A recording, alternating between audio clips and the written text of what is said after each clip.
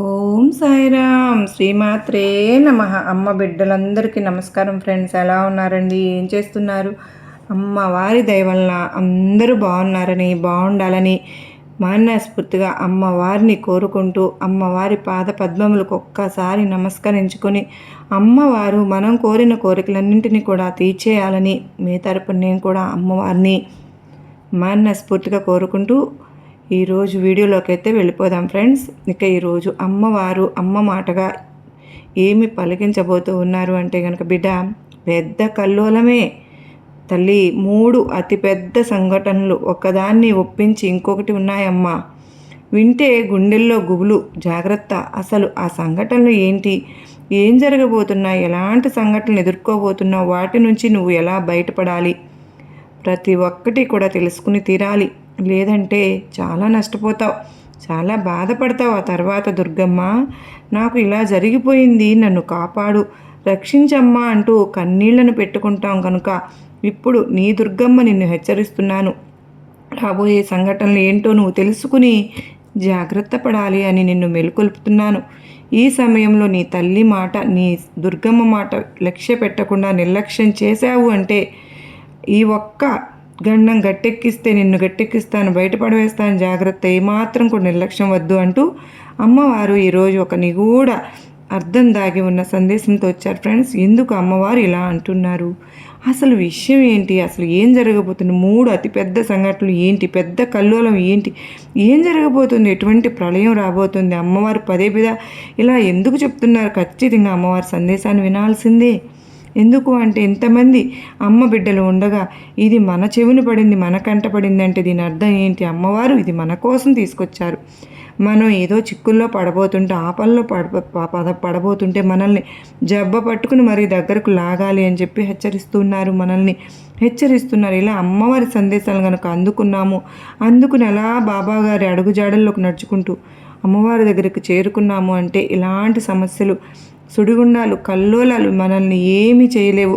కనుక అమ్మవారి సందేశాన్ని చివరి దాకా కూడా ఎక్కడ వీడియో అనేది స్కిప్ చేయకుండా, మిస్ చేయకుండా చివరి దాకా చూస్తేనే ఆ చివరిలోనే ఉంది అమ్మవారి మాటల్లోని మర్మం అంతా కూడా. కనుక ఎక్కడ కూడా మిస్ చేయవద్దు. అమ్మవారి వీడియోకి ఒక చిన్న లైక్ అయితే ఇచ్చేయండి. శ్రీమాత్రే నమః అని టైప్ చేయడం మాత్రం మర్చిపోవద్దండి. మొదటిసారిగా మన ఛానల్ చూస్తూ ఉన్నారా? ప్లీజ్ అండి, మన ఛానల్ని సబ్స్క్రైబ్ చేసుకుని నాకు మీ సపోర్ట్ని అందించండి. మన ఛానల్కి మీరు ఎంతగానో సపోర్ట్ చేస్తూ వచ్చారు. అమ్మవారి మీద భక్తితో మీరు ఛానల్కి లైక్ ఇవ్వడం అవన్నీ చేశారు. అమ్మవారి ఎలాగ చేసుకున్నారు, లైక్ చేసి, షేర్ చేసి, సబ్స్క్రైబ్ చేసేయటం, ఇక్కడి నుంచి హైప్ కూడా చేసి మీ సపోర్ట్ అందిస్తారని ఆశిస్తున్నాను. ఎలా అంటే, మీకు ఒక లైక్ ఇవ్వగానే కామెంట్స్ టైప్ చేసేది స్టార్ సింబల్ కనపడి హైప్ అని కనిపిస్తుంది. దాని మీద ప్రెస్ చేస్తే పాయింట్స్ అనేవి పడతాయండి. అప్పుడు మన అమ్మవారి వీడియోస్ ఇంకొంతమందికి రీచ్ అవుతాయి. కనుక ఇక్కడ హైప్ షేర్ చేసి, సబ్స్క్రైబ్ చేసి, హైప్ కూడా చేసి మీ సపోర్ట్ అందిస్తారని మనస్ఫూర్తిగా కోరుకుంటాను. ఇక మీరు ఎంతగానో విసిగిపోయి సరైనటువంటి జీవితంలో రిజల్ట్ అనేది లేక ఆఖరిసారిగా మనం ఒక ప్రయత్నం అయితే చేద్దాము అన్నట్టుగా మీరు అమ్మవారిని నమ్ముకొని అమ్మవారికి మీ కోరికని చెప్పుకుంటారు చూడండి. అప్పుడు మీ బాధను అమ్మవారు ఖచ్చితంగా, మీ సమస్యలు ఎటువంటిదైనా సరే దానికి విముక్తి లభించినట్టే. ఎందుకంటే అమ్మవారు 100కి 1000% జరిగినట్టు చేస్తారండి. ఇక్కడ లేదు కాదు అనేది లేదు. ఎటువంటి సమస్యలైనా చిటికేసినంతలో పరిష్కారం చెప్తూ ఉంటారు అమ్మవారు చక్కగా. మీరు చాలామంది చెప్తున్నారు, నేను రాత్రే నాకు ఇలా కల వచ్చింది, తెల్లవారు మీరు చెప్తూ ఉంటే నిజంగా నేను ఎంతో ఆశ్చర్యపోయాను అని చెప్పి మనం ఏదైతే భావిస్తూ ఉంటామో దానికి తగ్గట్టుగా అమ్మవారు మనకి ఆ సమస్యకి పరిష్కారం అవ్వచ్చు, ఏదైనా సలహా అవ్వవచ్చు. మనం ఏదైతే ఎదురు చూస్తున్నామో అది మనకు సందేశం ద్వారా వస్తుందని ఎంతోమంది చెప్తున్నారు ఫ్రెండ్స్. నిజంగా నాకు అప్పుడు చాలా ఆశ్చర్యము, ఆనందము కలుగుతూ ఉంటుంది. అమ్మవారు ఇంత మన మీద మంచి ప్రభావం చూపిస్తూ, మనం ఎంతగానో ప్రేమిస్తూ, మనకున్న సమస్యలను, అనుమానాల నుండి విడిపోయే స్థితికి ఉన్న ఒక అత్తాకోడళ్ళ మధ్య కూడా సఖ్యత లేకపోతే ప్రతి ఒక్క ప్రాబ్లం కూడా అద్భుతంగా దారి చూపించారండి. అవన్నీ నాతో షేర్ చేసుకుంటున్నారు. ఎంతోమంది సెక్యూర్గా మాకు అమ్మవారు దగ్గరుండి మాకు నిలబడుతున్నారు అక్క. నిజంగా మాకు ఎంతో సంతోషంగా ఉంది ఈ సందేశాల ద్వారా అని మీ హ్యాపీనెస్ని షేర్ చేసుకుంటున్నారు. ఇక అమ్మవారి సందేశం విషయానికి వస్తే కనుక, బిడ్డ చెప్పాను కదమ్మా, జాగ్రత్తగా ఉండాల్సిన సమయం వచ్చేసింది తల్లి.